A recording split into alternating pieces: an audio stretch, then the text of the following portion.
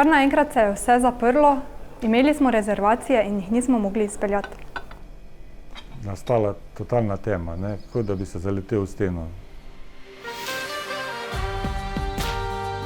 Jaz imam 35 let delovne dobe. Teda odkar vem, je pekarna del mojega življenja. Naša prednost pri ponudbi je ta, ker imamo istočasno z gostinstvom se še ukvarjamo s kmetijstvom in ponujamo večinoma doma pridelane in vzrejene izdelke in pridelke. Takrat, ko smo morali vse zapreti, je bilo za nas zelo stresno obdobje, zato ker smo imeli zelo veliko rezervacij. Vsi vikendi so bili zasedeni in naenkrat je bil štop. Nismo vedeli več, kaj naj naredimo. Pograbi te malo panika, ti imaš eno ekipo, imaš neke stroške, imaš neke obveznosti. Strah te je, kaj bo od tega ostalo. Tiste prve 3 tedne smo delali 60% manj. Pol za Veliko noč smo bili na 15 do 20% manj kot pa lansko leto za Veliko noč. Maja smo še bili na 10% manj kot lansko leto.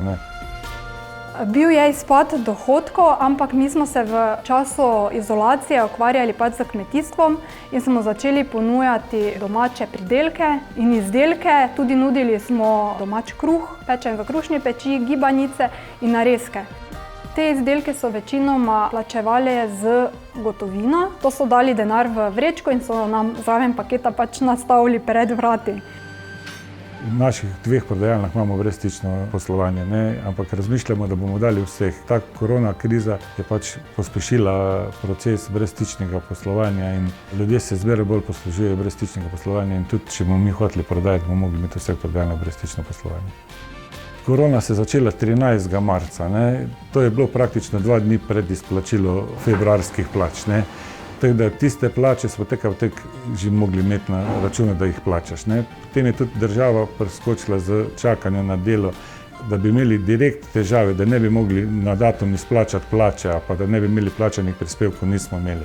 Če bi pa to trajalo dalj časa, bi pa tudi mi padli v te težave. Ta prva rešitev, kar bi bila, bi mogli zmanjšati število zaposlenih.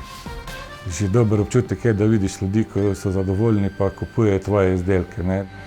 Naše želje so, da se bi stvari čim prej vrnile v stare tirnice, da bi bilo tako, kot je bilo nekoč, pa da bi bil ta gostinski posel bolj cenjen in priznan. In to je največje veselje, kar tega lahko naredi.